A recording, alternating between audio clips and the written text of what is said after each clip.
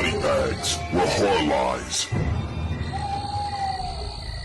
Hello and welcome to Body Bags. My name is James and I'm your Sunday night reviewer. And this evening I decided to bring you the third installation in the Robocop franchise.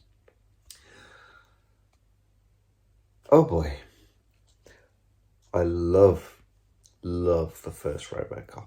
I love the second Robocop. I know that that's a bit hit and miss with some people. It has some issues, but I love that movie as well. I like a lot of bad movies. I like a lot of cheesy, shitty movies that are so bad that they're good. This is just bad. This is just crap. I mean, there's some bits that I can laugh at, but the entertainment just, even though it's really bad, it should be like that, but it's entertaining. Fuck, it's just not. I mean, it's got to have directional pulls from all over, because it doesn't feel and look like a Fred Dekker movie. I mean, it's hard to kind of lay blame at his feet. I mean, I don't think what those first two movies are, the essence of those movies, kind of all the underlying subtext, it's just not here. It's not in this one. Frank Miller writing it, but apparently like there's other writers involved as well. They're like doing all the characters and things, and if you just left Fred Dekker and so Dekker and Miller together, I think this would have been, I don't know if Dekker was the right person for this anyway, but he would have done a hell of a better job, I think, than the pile of crap that you get from this. So we have we have what are they called? It's like Pacific Heights or something. Basically, it's OCP have bought the city from bankruptcy, and they're running ahead with their plans to kind of wipe out the old town and bringing the new city and build it new.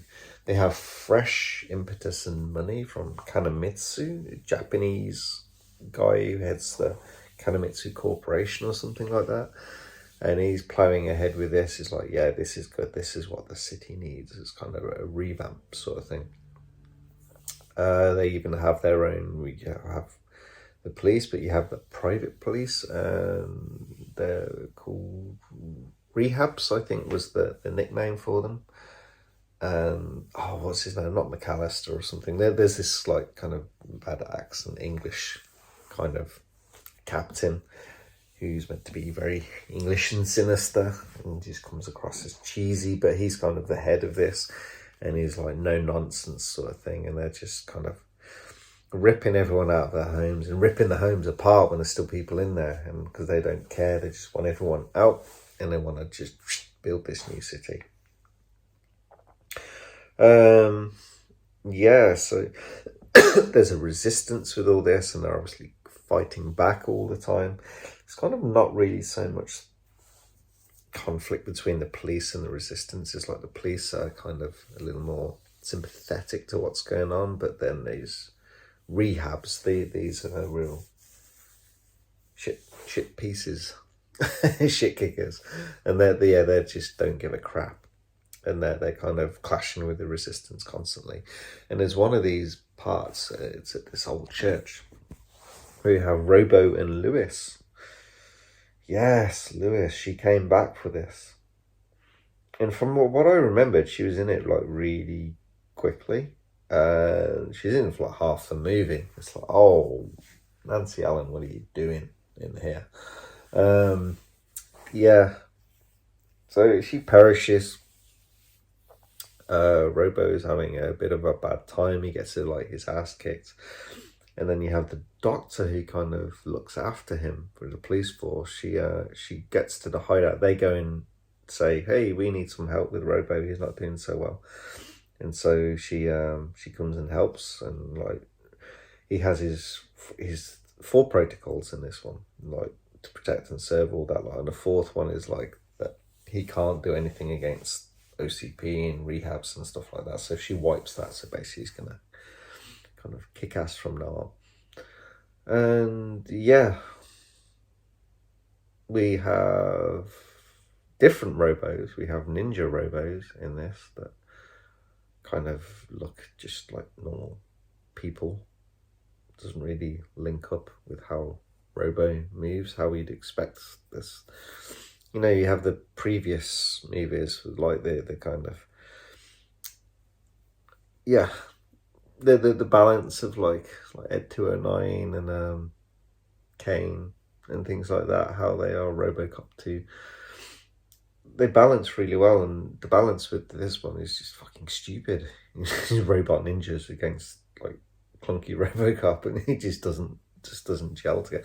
None of this movie gels together. It's just fucking cheesy lines. It's almost like PG-13, loads of it. It's just lost its zest of what it was. And oh boy, they give Robo a rocket pack and he flies around and you can just see the wires, and oh, it's just so bad.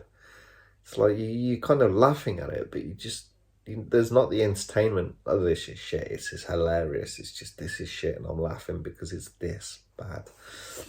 Yeah, because we have a bit of a kind of fight off at the end.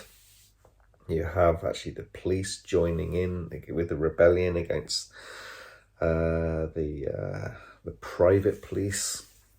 They've recruited loads of bad guys to help out, and it's just fucking cheesy. It's just cheesy.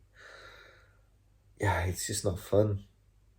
You see kind of Mitsu at the end, and he's like bowing to Robocop, and it's just not good. It's just not entertaining. It's a real drag. It kind of feels like, I haven't seen the TV movies or the TV series, but I imagine that this is kind of what they're like.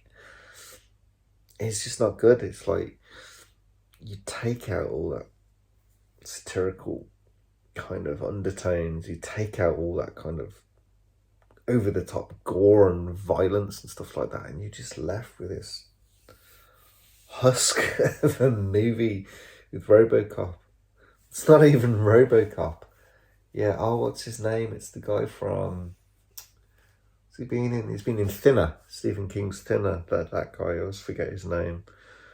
But yeah, there's no Peter Weller, and yeah, you see the guy, he's trying, but he's no Peter Weller. He just doesn't get the movements the same, and it's really hard trying to follow someone that's like a robot, like a robot policeman in the other two movies.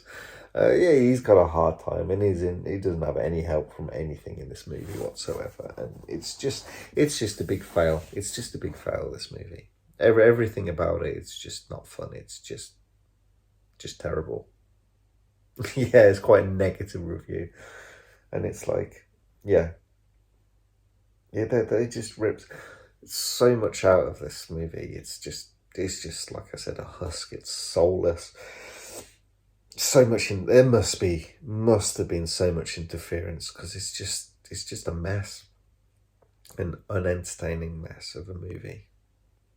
It has a narrative, it does have a story. It's not like a complete what the fuck is going on, but it's not entertaining.